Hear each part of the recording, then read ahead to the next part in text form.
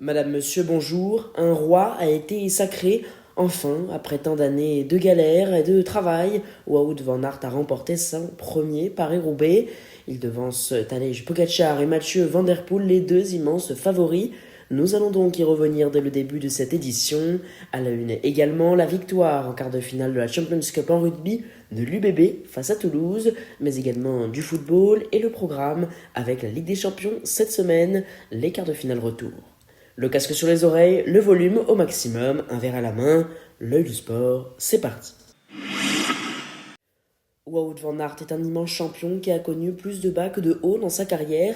Il a eu beaucoup de malchance ces dernières années, sur Paris-Roubaix en 2023, quand en tête il avait notamment crevé au carrefour de l'Arbre et avait laissé filer Mathieu Van Der Poel, triple tenant du titre.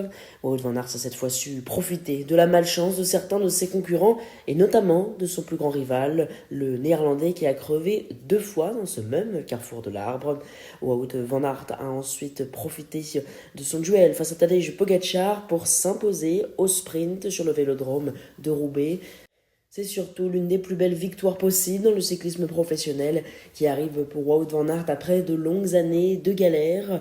Lui qui avait gagné Milan-San Remo, son premier monument en 2018 et qui depuis a souffert et souffert.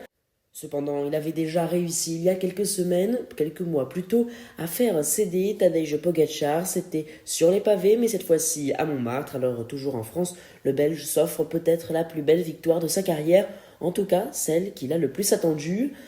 Au classement, Tadej Pogacar est deuxième dans le même temps. Jasper Stuyven est lui troisième à 13 secondes. On retrouve à 15 secondes Mathieu Van Der Poel, Christophe Laporte, Tim Van Dijk et Mads Pedersen. Enfin, Stéphane Pilseguer et Nils Politt complètent ce joli top 10. Chez les femmes, pour la première fois, la course avait lieu le même jour que les hommes. L'arrivée a eu lieu un tout petit peu plus tard et Pauline Ferrand-Prévot, la tenante du titre, a terminé troisième, elle qui a travaillé pour sa coéquipière Marianne Vos, qui a cependant été battue sur la ligne par Franciscus, qui s'est offert son premier succès de Paris-Roubaix de sa carrière ce dimanche. Le tennis à présent, direction Monaco et l'ATP de Monte-Carlo. Le premier duel, Yannick Sinner-Carlos Alcaraz de l'année 2026. Et c'était en finale, l'Italien s'est imposé. Il empoche son quatrième Masters 1000 d'affilée. Victoire 7-6, 6-3. Et Yannick Sinner fait qu'au double puisqu'il reprend la première place au classement mondial au détriment de son rival Carlos Alcaraz. En rugby avait lieu ce week-end les quarts de finale de la Champions Cup. Une grosse désillusion pour Toulouse qui s'est incliné face à Bordeaux qui remporte un très joli succès. C'est un quart de finale qui a été marqué par la discipline ou plutôt le manque de discipline des Rouges et Noirs. Tout d'abord un carton rouge de 20 minutes pour Aldeguerri, puis le jaune pour Antoine Dupont. Finalement, l'Union Bordeaux-Bègles s'impose ce dimanche après-midi sur le score de 30-15. Le tenant du titre est qualifié pour les demi-finales où il accueillera Bath au Matmut Atlantique le 2 au 3 mai. En attendant, les Rouges et Noirs devront batailler pour le top 14 s'ils veulent remporter un trophée cette année. En football, les résultats de la 29e journée de Ligue 1 qui a été ouvert par la victoire à la surprise générale du Paris FC 4-1 face à Monaco, la meilleure équipe du moment. Le Paris FC de Comboiré a donc réalisé ce que son entraîneur qualifie d'exploit grâce notamment à un début de match en fanfare avec 3-0 aux alentours de la 20e minute de jeu. De son côté, l'Olympique de Marseille s'est imposé 3-1 dans la même soirée face à Metz, le dernier de Ligue 1. Un nouveau départ pour le club phocéen qui a accueilli un nouveau président. Auxerre et Nantes n'ont rien pu faire pour se départager, score nul et vierge. Ce samedi soir, Rennes s'est imposé 2-1 face à Angers. Victoire de Lille 4-0 face à Toulouse, réduit à 10. Et enfin, Nice et Le Havre ne se sont pas départagés ce dimanche. Score final, un partout. Dans un instant, le programme, mais avant, un mot très bref, je vous le promets, de notre partenaire. Il s'agit de myfuturegift.com. C'est un site où vous trouverez tout ce dont vous avez besoin, que ce soit pour offrir des cadeaux aux autres ou à vous-même. Rendez-vous sur myfuturegift.com.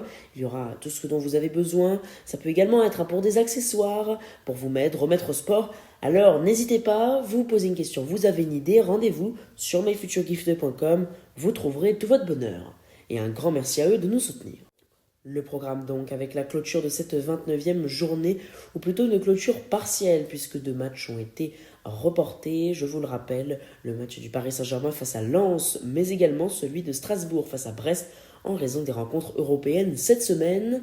Ce soir, donc, Lyon accueille au Groupama Stadium Lorient.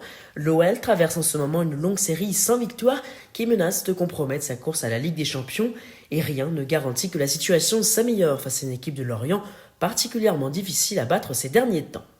La semaine européenne, je vous en parlais, le Paris Saint-Germain qui défiera ce mardi Liverpool à Anfield à 21h. La rencontre sera à suivre sur les antennes de Canal. Le PSG avait remporté le match aller 2-0. Même score pour l'Atlético de Madrid qui cette fois-ci accueillera le FC Barcelone, un duel 100% espagnol à 21h également ce mardi.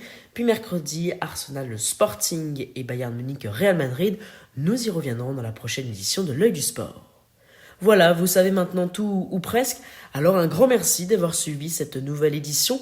N'hésitez pas à commenter l'actualité sportive en commentaire. L'espace est ouvert, il vous est destiné. N'hésitez pas également à mettre un pouce, à vous abonner et à partager très largement le du sport tout autour de vous. En faisant ça, ça vous prend un instant, mais pourtant vous nous aidez énormément. Alors un très grand merci. Je vous souhaite une excellente semaine et vous donne rendez-vous mercredi soir pour un nouveau débrief complet de l'actualité sportive. Ciao!